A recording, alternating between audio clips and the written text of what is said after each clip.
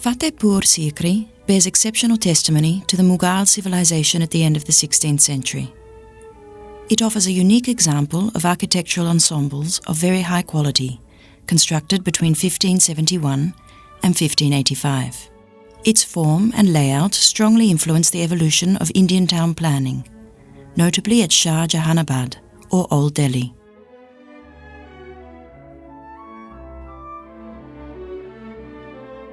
The Hiran Minar, meaning Deer Tower, is located north and west of the High Pole, outside the palace complex.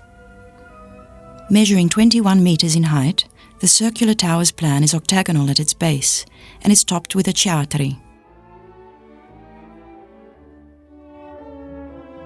The circular part of the tower is decorated with stone spikes, and a circular balcony projects on stone corbels from the upper part of the tower.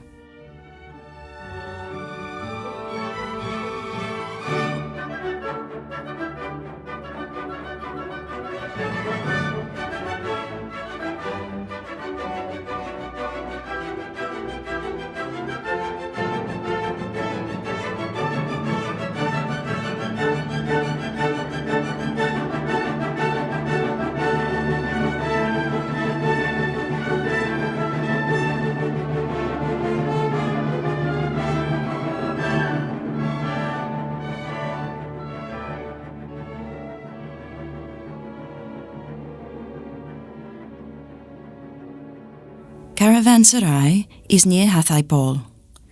The building was built as a guest house for important persons or traders. The interior of the sarai has a spacious quadrangle court. Caravanserai is located on the slope of the ridge, which was beautifully utilized by terraced construction. It is rectangular in plan, having its main entrance in the middle of the northwest side. The gateway stands over a small plinth, which was broken in the middle to allow access to the main entrance archway, flanked on the sides by two smaller ones. The smaller arches are also decorated with marble. The soffits of these arches were once decorated with stucco work in geometrical designs. Akbar's interest in Fatehpur Sikri was justified not only by its strategic position, but by the history that his ancestor Babur has with the site. The city touches the easternmost tip of Rajasthan and is located on the main route between Agra, the Mughal centre of power, and Ajmer, the heavily frequented annual pilgrimage site of Mundun Din Christie's tomb. The shift to Fatehpur Sikri could additionally be seen as a way for Akbar to better control his nobles, composed of Rajputs, Turks, Afghans and Persians, by uprooting them from their territories and keeping them away from an economic centre such as Agra. Jodha Bai's palace is the largest and most important part of the imperial harem, having all facilities, provisions and safeguards. The name Jodha Bai is a misnomer in itself. It is most widely accepted that the building was for Rani Vas or Zenani Diodi.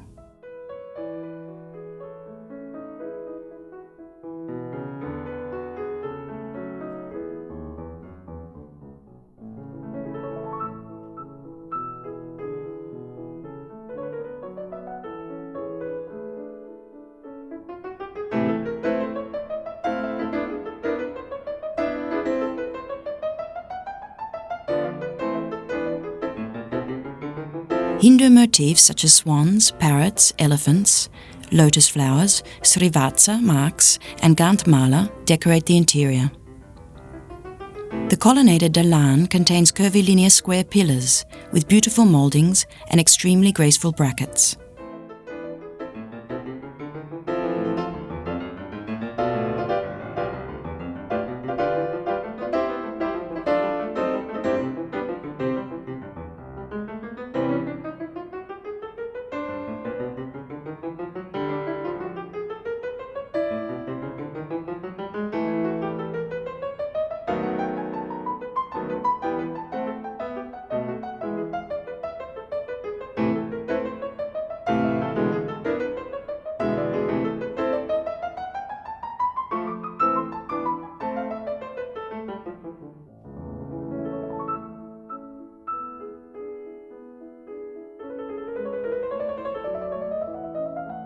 Diwan-I-Am, or the Hall of Public Audience, is encircled by a series of porticos, broken up by the insertion of the imperial box, where Akbar, surrounded by his ministers and officers, meted out justice.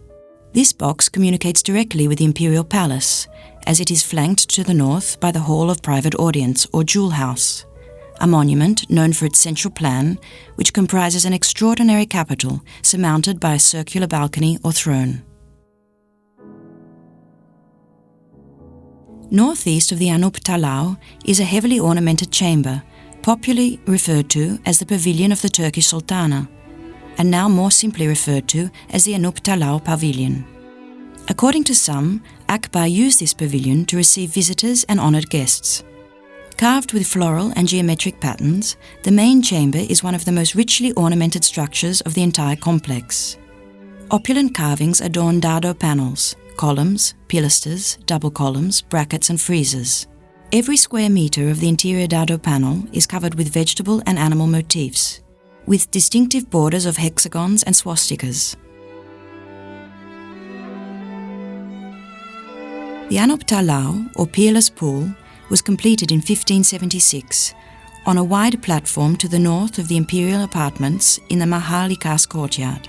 Enclosed by a complex of halls, pavilions, and wide covered colonnaded passageways, the Mahal-I-Khas was formerly entirely screened off from the Pachisi court. The Anup Talau is a red sandstone masonry tank, square in plan and bilaterally symmetrical. A square island platform stands at its centre. Stone bridges are supported by stone columns with bracket capitals. Another name for the Anup Talau, the Shahjahanabad, refers to these four bridges.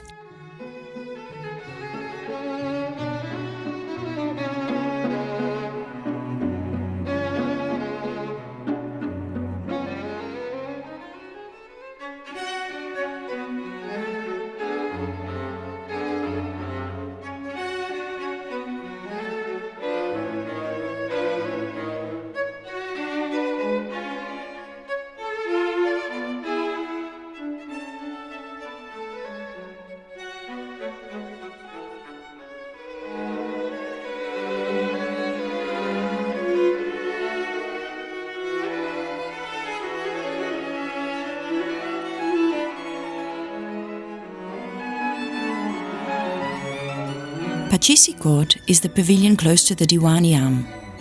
The paving of this courtyard has been set in black and white like a gigantic chessboard on which the game Pachisi was played. The interesting part of Pachisi is that the game was played with humans as chessmen, with both players sitting on either side and commanding the moves. It is said that Emperor Akbar played Pachisi at this court, using slave girls as the chess pieces. The Panj Mahal is a rectangular colonnaded structure, open on all sides and built from local red sandstone.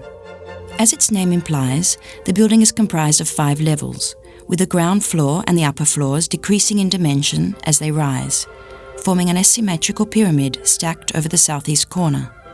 The final, 5th level is a domed shatri. The total height of the structure equals the total length of its ground floor. However, the building appears vertically dominant, perhaps due to its being raised on a plinth above the level of the public court. Its function is unknown. Some assumptions hold that it served as a pleasure resort for the emperor. To the southeast of the Ankh Michuli is a red sandstone domed pavilion, a typical element of Indian architecture that was widely adopted by the Mughals. Called a chhatri, and literally meaning umbrella, the function of this specific chhatri is unknown. Popular legend calls it the astrologer's seat. Although records do state that Akbar used to consult a group of astrologers, philosophers and yogis, there is no surviving source that verifies the assignment of a seat to one of them. To the west stands a building that is assumed to have been one of the treasuries of the complex. The fanciful name popularly assigned to the structure, the Blind Man's Bluff, refers to the game that Akbar supposedly played here with the ladies of the Zenana.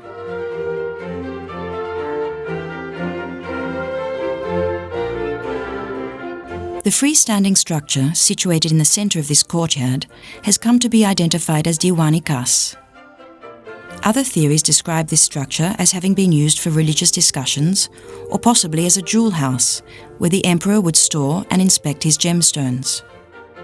The building's plan is unique and has attracted many interpretations based on its symbolism. Built in red sandstone, it is a square, symmetrical building on the exterior. From without, it appears double-storied. Its 4 elevations are identical. On the ground floor, each elevation is pierced along its central vertical axis by a doorway. A peripheral balcony with a jali-filled stone balustrade, supported by heavily decorated corbels, runs at the height of the first floor above ground level. The predominant element of its interior is a massive ornamental column, square at its base and octagonal at the shaft, located in the center of the space.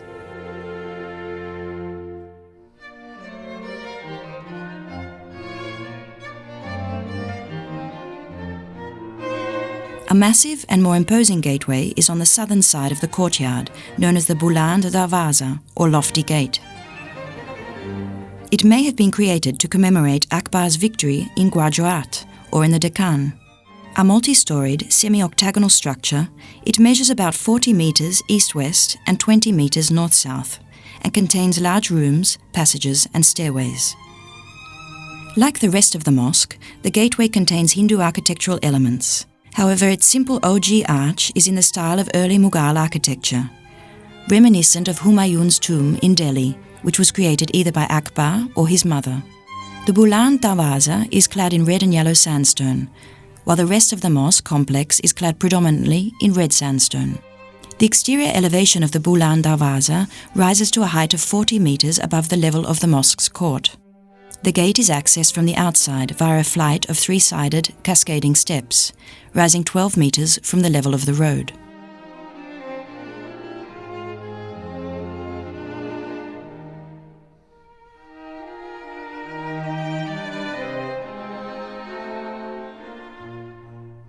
The Friday Mosque of Fatehpur Sikri is the sacred complex of the fortified imperial city built by Akbar between 1571 and 1585.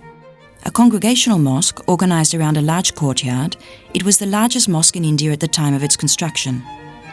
Its completion, according to an inscription, can be dated to 1571. The mosque complex, as well as the palace complex, contains similarities to earlier structures in Gujarat and Jaunpur. The northern, southern and eastern sides of the courtyard are filled with spacious arcades or dalans. The dalans are organized in 2 continuous bays. The inner bay is composed of small hujras or cells, likely used as sleeping chambers for pilgrims and practitioners. The outer bay is a continuous arcade with broad, pointed arches supported on square pillars. It forms the courtyard edge. These arches are not true arches, but are composed of 2 inclined stone slabs. Stone lintels, located above the apex of the arches, transfer the load to the columns below.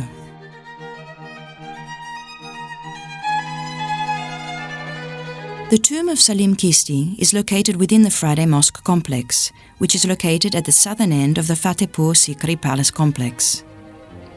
It occupies a prominent position within the mosque courtyard, with the Buland Darwaza facing its main entrance. The original sepulchre was built by Akbar between 1571 and 1580 to honor the Sufi saint Salim Chisti. Legend has it that Akbar, who lacked an heir, sought assistance from Salim Chisti. The son then born to Akbar was named Salim after the saint and later became known as Jenakgir. The tomb is a white marble structure raised on a plinth. Its ornamentation and construction are largely inspired by Gujarati tomb architecture and include Hindu, Jain and Islamic elements. The Padma or lotus motif is found in the spandrels of the arches, and chakra motifs are found on the struts, along with more traditional Islamic motifs and Arabic inscriptions. The tomb of Saint Salim Chisti continues to be an important pilgrimage destination for Hindus and Muslims alike, particularly for would-be mothers.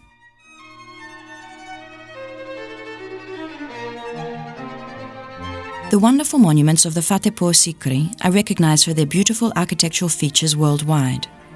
Moreover, the entire city of Fatehpur Sikri has been listed among the UNESCO World Heritage Sites.